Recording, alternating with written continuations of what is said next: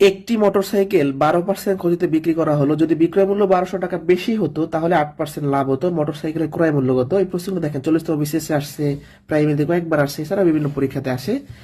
বিক্রয় মূল্য আরো কিছু টাকা বেশি হলে ক্রয় মূল্য নয়। এই ধরনের প্রশ্নগুলো আমরা কয়েক সেকেন্ডে সমাধান করতে পারি। টেকনিকটা হচ্ছে এই যে প্রায় 4% ক্ষতি হয়, 44% লাভ করতে হলে টাকায় কয়টি লেবু বিক্রয় করতে হবে? আজকে এই ভিডিওতে আমরা দেখব ক্ষতির বিক্রয় পণ্য দেয়া থাকলে লাভের বিক্রয় পণ্য মাত্র কয়েক সেকেন্ডে কিভাবে নির্ণয় করতে হয়। তো চলুন শুরু করা যাক। লাভের বিক্রয় পণ্য বের করার টেকনিকটা হচ্ছে ক্ষতির বিক্রয় পণ্য গুণন 100 মাইনাস ক্ষতি ডিভাইডেড বাই 100 প্লাস লাভ। তো এই টেকনিকটির সাহায্যে যদি আমরা প্রশ্নটি সমাধান করার চেষ্টা করি, তো প্রশ্নে ক্ষতির বিক্রয় পণ্য কত দেওয়া আছে? বলছে টাকায় 12টা লেবু বিক্রয় করায় 4% ক্ষতি হয়। তার মানে আমাদের ক্ষতির বিক্রয় পণ্য হচ্ছে 12 গুণন 100 মাইনাস ক্ষতি। ক্ষতি কত দেওয়া আছে? 4।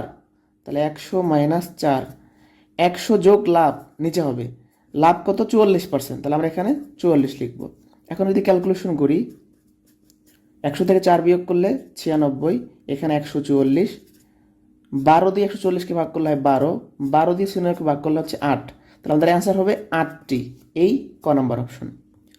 প্রশ্ন দিয়ে বলা আছে টাকায় 5টি মার্বেল বিক্রয় করায় 12% ক্ষতি হয়, 10% লাভ করতে হলে টাকায় কয়টি বিক্রয় করতে হবে? তো আমাদের ক্ষতির বিক্রয় পণ্য কয়টি? 5টি। তাহলে 5 গুণন 100 মাইনাস ক্ষতি উপরে হয়, তাহলে ক্ষতি কত হয়েছে? 12। 100 যোগ লাভ নিচে হয়, লাভ কত? 10।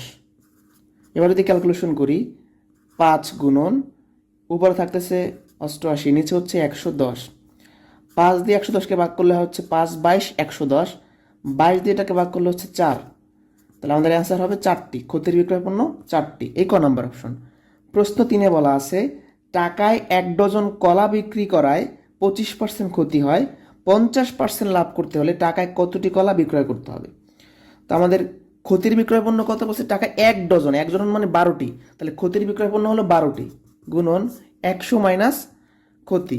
তাহলে ক্ষতি কত হয়েছে? 25, নিচে 100 যোগ লাভ, লাভ কত? 50। এবার যদি আমরা ক্যালকুলেশন করি, উপরে হয় 75, নিচে 150। আমরা যদি 25 দিয়ে কাটাকাটি করার চেষ্টা করি, 150কে 25 দিয়ে ভাগ করলে হয় 6, 75কে 25 দিয়ে ভাগ করলে হয় 3, 6 দিয়ে 12কে ভাগ করলে হয় 2, 3 দুগুণে 6 হচ্ছে আমাদের অ্যান্সার। এই ক নম্বর অপশন।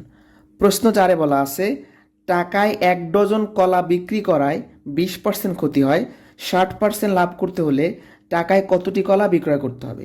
তো এই প্রশ্নটির উত্তর কত হবে তা আপনারা এই পদ্ধতিতে বের করে। প্রশ্ন 1-এ বলা আছে জামিল সাহেব 10% মুনাফায় ব্যাংকে 3000 টাকা জমা রাখেন, প্রথম বছরান্তে তার চক্রবৃদ্ধি মূলধন কত? চক্রবৃদ্ধি মূলধন বের করার শর্টকাট টেকনিকটা হচ্ছে প্রশ্নে যে সুদের হারটা দেওয়া থাকবে, অর্থাৎ যে পার্সেন্টেজটা দেওয়া থাকবে তার সাথে সবসময় আমরা 100 যোগ করব। এখানে দেওয়া আছে 10, 10-এর সাথে 100 যোগ করলে কত হবে? 110। এখন এই নতুন পার্সেন্টেজটাকে আসল টাকার সাথে ততবার গুণ করব যত বছরের চক্রবৃদ্ধি মূলধন বের করতে বলবে। প্রশ্ন বলছে প্রথম বছরান্তে মানে 1 বছরের। তাহলে আমাদের চক্রবৃদ্ধি মূলধন কত হবে? আসল টাকা 3000, 3000-এর সাথে এই নতুন পার্সেন্টেজটা কয়বার গুণ করব? 1 বছরে বলছে একবার গুণ করব।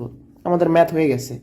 তাহলে 3000 110%-এর মানে কি? 110/100, শূন্য শূন্য কাটা, শূন্য শূন্য কাটা, 3 11 33 আর 2টা শূন্য, 3300 টাকা হচ্ছে আমাদের চক্রবৃদ্ধি মূলধন। তাহলে টেকনিকটা কি বলছি? প্রশ্নে যে পার্সেন্টেজ দেওয়া থাকবে তার সাথে আমরা 100 যোগ করব। এই নতুন পার্সেন্টেজটাকে আসলের সাথে ততবার গুণ করব যত বছরের বের করতে বলবে। 1 বছরে বসে একবার গুণ করছি। প্রশ্ন 2-এ বলা আছে বার্ষিক 10% মুনাফায় 800 টাকার 2 বছরের চক্রবৃদ্ধি মূলধন কত?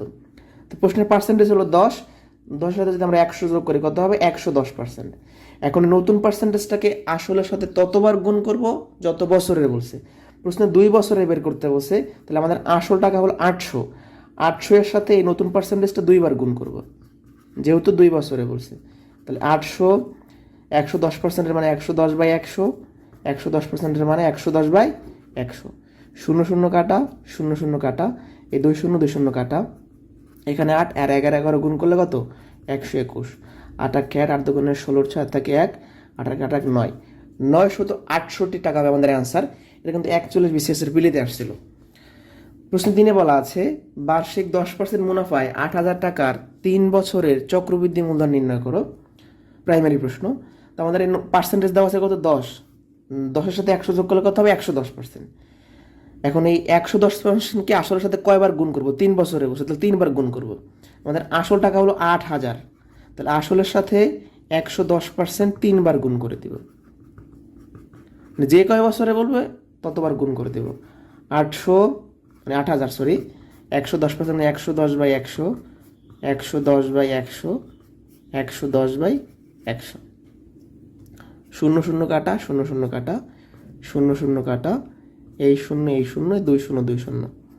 তাহলে 8, 11 করে গুণ করলে 121, 121 আর 11 গুণ করলে 1331। 8 একে 8, 3 আটা 24, 4 হাত থাকে 2, 3 আটা 24 আর 2 26, 6 হাত থাকে 2, আর 8 2 10, 10,648 টাকা হচ্ছে আমাদের অ্যান্সার। এই টেকনিকের সাহায্যে খুব কম সময়ে আমরা যে কোনো চক্রবৃদ্ধি মূলধন বের করে ফেলতে পারবো।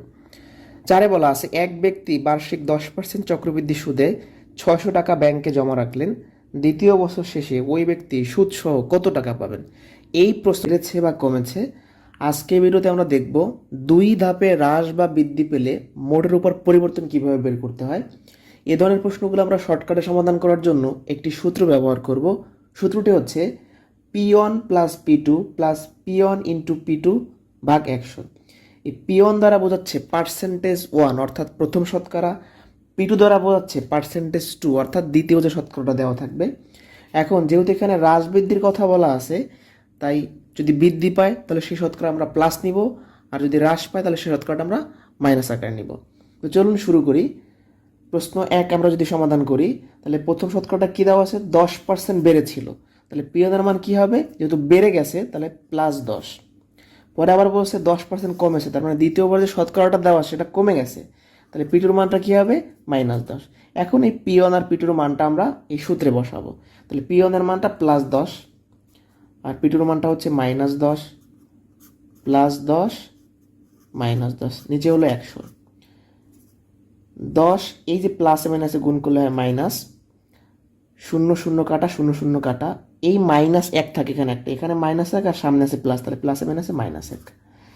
এখন +10 -10 কাটা, তাহলে থাকতেছে আমাদের -1। তাহলে যেহেতু মাইনাস আসছে, যদি উত্তরে মাইনাস আসে তাহলে কমবে, আর প্লাস আসলে বাড়বে। যেহেতু মাইনাস আসছে তাহলে আমাদের অ্যান্সার হবে 1% কমেছে। ভালো করে খেয়াল করেন, এখানে 1% কমেছেও আছে, বেড়েছেও আছে। যদি মাইনাস আসে তাহলে বুঝবো কমেছে, আর প্লাস আসলে বুঝতে হবে বেড়েছে। প্রশ্ন দিয়ে বলা আছে, এক ব্যবসায়ী একটি পণ্যের মূল্য 25% বাড়ালো, অতঃপর বর্ধিত মূল্য থেকে 25% কমালো। সর্বশেষ মূল্য সর্বপ্রথম মূল্যের তুলনায় কি কমবে নাকি বাড়বে, এটা বের করতে বলেছে। তাহলে প্রথম যে শতকরাটা 25% বাড়ছে, তাহলে পিওনের মান কত? +25। দ্বিতীয় শতকরা কত হবে বলছে? -25, অর্থাৎ 25% কমছে, তাহলে -25। এখন আমরা এই P1 আর P2 মানটা আমরা সূত্রে বসাই দিব। 25, P2 মানটা হচ্ছে -25, 25, P2 মানটা -25, আর নিচে কত? 100।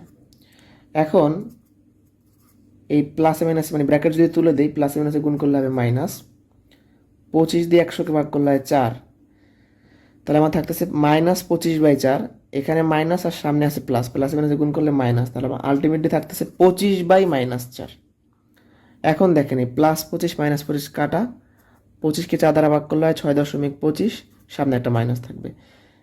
অ্যান্সার যেহেতু ঋণাত্মক আসছে অর্থাৎ মাইনাস আসছে, তাহলে আমরা বলতে পারি 6.25% কমানো হয়েছে। প্রশ্ন 3-এ বলা আছে, একজন ব্যক্তির বেতন 5% কমেছে, কিন্তু 1 বছর পর তা আবার 5% বেড়েছে। মোটের উপর তার বেতন শতকরা কত বৃদ্ধি বা হ্রাস পেয়েছে? এই টাইপের প্রশ্নগুলো কিন্তু বিসিএস পিলিতে প্রায় আসে। 41 বিসিএস আসছে, 45তম বিসিএস আসছে, 29তম বিসিএস আসছে, 27তম বিসিএস আসছে, প্রচুর পরিমাণে আসে প্রাইমারি, নিবন্ধন সব বিভিন্ন পরীক্ষায়। যাই হোক, তাহলে আমরা যদি এই ম্যাথটা সমাধান করি, প্রথম শতকরাটা কি বলছে? 5% কমেছে, তাহলে পিওনের মানটা কি? -5। এবার আবার 5% বেড়েছে, তার মানে দ্বিতীয় শতকরাটা কি? +5। এখন আমরা সূত্রে বসাবো, তাহলে পিওনের মানটা -5, P2 মানটা +5, -5 গুণন +5, আর নিচে হবে 100। তাহলে এই -5 +5 কাটা, তাহলে আমাদের থাকতেছে কত? 5 দিয়ে 100কে ভাগ করলে কত হয়? 20। 5 দিয়ে 20কে ভাগ করলে কত হয়? 4। তাহলে উপরে একটা মাইনাস আর নিচে থাকতেছে 4, অর্থাৎ -1/4। এখন 1কে 4 দ্বারা ভাগ করলে কত হয়? 0.25, সামনে একটা মাইনাস থাকবে পার্সেন্টেজ। যেহেতু এটাও মাইনাস এসেছে, তাহলে আমরা বলতে পারি 0.25% কমেছে। আমি ক্যালকুলেশনটা আবারও বলি, 5 দিয়ে 100কে ভাগ করলে 20, 5 দিয়ে 20কে ভাগ করলে 4, উপরে কিন্তু একটা -1 আছে, শুধু মাইনাস মানে -1 আছে, তাহলে এই উপরের মাইনাস নিচে 4, তার মানে -1/4। ক্যালকুলেশন করলে এটা হয়। 4 নম্বর প্রশ্নে বলছে দুটি ক্রমিক সার 20% এবং 15% এককালীন কত সারের সমান? অর্থাৎ দুইটা ক্রমিক সার, দুইটা সারের কথা বলা আছে, একটা সার 20% আর একটা 15%, এককালীন কত সারের সমান? দুইটাই যেহেতু সার, সার মানে হ্রাস বা কমানো, তাহলে পিয়নের মান হবে -20, পিটুর মান হবে -15। দুইটাই কেন মাইনাস হলো? দুইটাই যেহেতু সার বলছে, দুইটা ক্রমিক সার, তাহলে দুইটাই মাইনাস হবে। সার মানে বিয়োগ করা বা কমানো, ডিসকাউন্ট দেওয়া। তাহলে এখন আমরা যদি মানগুলো বসাই, -20, পিটুর মানটা হচ্ছে -15, -20 গুণন -15, নিচে হলো 100, -20 প্লাসে মাইনাসে গুণ করলে মাইনাস। এখানে একটু আমরা খেয়াল করি, 20 দিয়ে 100কে ভাগ করলে কত হয়? 5, 5 দিয়ে 15কে ভাগ করলে কত হয়? 3। এখন এখানে একটা ক্যালকুলেশন আছে, এখানে একটা মাইনাস, এখানে একটা মাইনাস, মাইনাসে মাইনাসে গুণ করলে কিন্তু প্লাস হয়ে যায়, তার মানে এখানে আলটিমেটলি শুধু +3 থাকতেছে। আবারও বলতেছি কাটাকাটিটা, 20 দিয়ে 100 ভাগ করলে হয় 5, 5 দিয়ে 15কে ভাগ করলে হয় 3, এখানেও মাইনাস, এখানেও মাইনাস, মাইনাসে মাইনাসে গুণ করলে কি হয়? প্লাস হয়, তাহলে এখানে শুধু +3 থাকবে। এখন আমরা যদি ক্যালকুলেশন করি, -20 আর -15 মিলে কত? -35, আর এখানে +3, তাহলে থাকতেছে -32। যেহেতু মাইনাস এসেছে আনসার, তাহলে আমরা বলতে পারি 32% হ্রাস পেয়েছে। ঠিক আছে, 32% হ্রাস পেয়েছে। প্রশ্ন 5-এ বলছে জাহিদ সাহেবের বেতন 10% কমানোর পর হ্রাসকৃত বেতন 10% বাড়ানো হলে তার কতটুকু ক্ষতি হলো? এই প্রশ্নটির উত্তর কত হবে তা আপনারা এই পদ্ধতিতে বের করে কমেন্ট। বিক্রয় মূল্য আরো কিছু টাকা বেশি হলে ক্রয় মূল্য না, এই ধরনের প্রশ্নগুলো আমরা কয়েক সেকেন্ডে সমাধান করতে পারি। টেকনিকটা হচ্ছে, এই যে প্রশ্নে বেশি বিক্রয় মূল্য দেওয়া থাকবে, তার সাথে আমরা 100 গুণ করব, আর নিচে এই পার্সেন্টেজ দুটো যোগ করে দিব, তাহলে 12 আর 8 যোগ করে দিব, তাহলে কত হয়? 1200, 100, আর এখানে হচ্ছে 20, 0 0 কাটা যায়, 60, তাহলে 6000 হচ্ছে আনসার, এই ক নম্বর অপশন। প্রশ্ন দিয়ে বলা আছে নির্দিষ্ট দামে একটি দ্রব্য বিক্রয় করাতে 20% ক্ষতি হলো, এটি 60 টাকা বেশি মূল্যে বিক্রয় করতে পারলে 10% লাভ হতো, দ্রব্যটির ক্রয় মূল্য কত? তাহলে কি করবো? যে বেশি বিক্রয় মূল্য থাকবে তার সাথে 100 গুণ করব, আর নিচে যাচ্ছে এই পার্সেন্টেজ দুটা যোগ করে দিব, তাহলে 20 যোগ 10, তাহলে কত হবে? নিচে হলো 30, 2 100, 200 হচ্ছে আনসার, এই ক নম্বর অপশন। প্রশ্ন দিনে বলা আছে একটি ছাগল 10% কেজিতে বিক্রি করা হলো, বিক্রয় মূল্য 450 টাকা বেশি হলে 5% লাভ হতো, ছাগলটির ক্রয় মূল্য কত?